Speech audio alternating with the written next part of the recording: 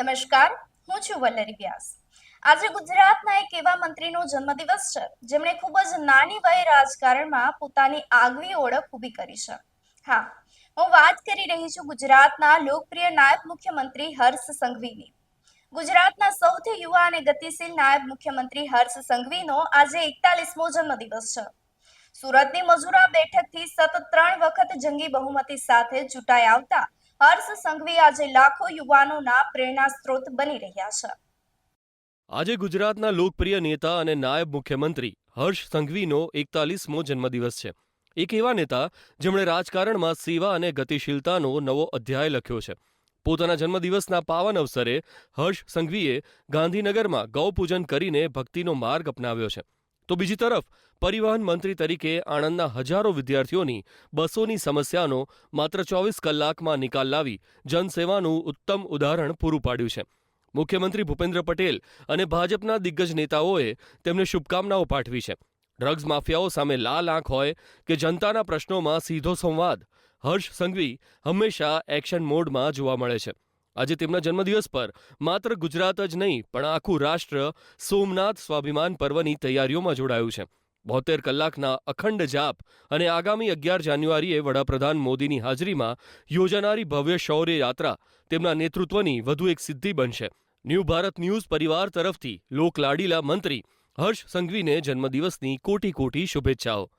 હર્ષ સંઘવીનો જન્મ 8 જાન્યુઆરી 1985ના રોજ સુરતમાં થયો હતો.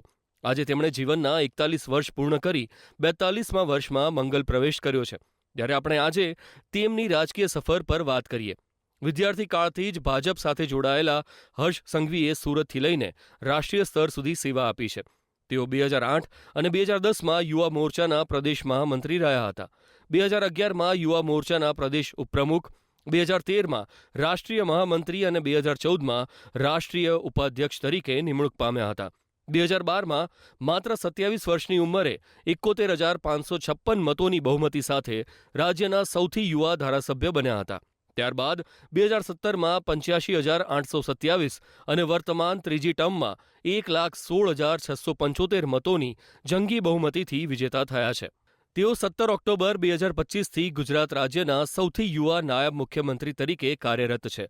તેઓ ગૃહ, વાહન વ્યવહાર, ઉદ્યોગ, નાગરિક ઉડ્ડયન, પ્રવાસન, જેલ અને પોલીસ હાઉસિંગ સહિતના મહત્વના વિભાગો સંભાળી રહ્યા છે. 27 વર્ષની વયે ધારાસભ્ય બનવાથી લઈને 17 ઓક્ટોબર 2025ના રોજ રાજ્યના નાયબ મુખ્યમંત્રી બનવા સુધીની તેમની સફર અત્યંત પ્રભાવશાળી રહી છે. ગૃહ અને પરિવહન જેવા મહત્વના વિભાગો સંભાળતા મંત્રીશ્રીને આજે સમગ્ર ગુજરાતમાંથી શુભેચ્છાઓ મળી રહી છે. ન્યૂ ભારત ન્યૂઝ પણ આ લોકપ્રિય નેતાને જન્મદિનની મંગલ કામના પાઠવે છે અને આશા રાખે છે કે તેઓ સફળતાના નવા સોપાનો સર કરે. હાર ન માને, થાક ન જાણે, હર્ષ લહેરના 41 વર્ષ પૂર્ણ. સોમનાથની 1000 વર્ષની આસ્થા અને 41 વર્ષનું કર્મ. મજુરાથી સચિવાલય સુધી હર્ષમય માહોલ. પ્રોટોકોલ બાજુ પર, પ્રજા પહેલા. જન્મદિવસે પણ જનસેવા અવિરત. સુરતના પનોતા પુત્ર અને ગુજરાતનું ગૌરવ. ડ્રગ્સ માફિયાઓ માટે કાળ, યુવાનો માટે આઇકોન. ગૃહની સુરક્ષા, જનતાની અપેક્ષા. 41ની વયે પણ 18 જેવો જોશ. હૃદય સમ્રાટ હર્ષ સંઘવીનો 41મો જન્મદિવસ. સોમનાથ સ્વાભિમાન પર્વની સાથે હર્ષ સંઘવીનો મંગલ પ્રવેશ. જનસેવાના પર્યાય એવા હર્ષ સંઘવીનો 41મો જન્મદિવસ. ગતિશીલ ગુજરાતનો ગતિમાન ચહેરો. હર્ષ સંઘવીના નેતૃત્વમાં ગુજરાતના વિકાસની ઊંચી ઉડાન.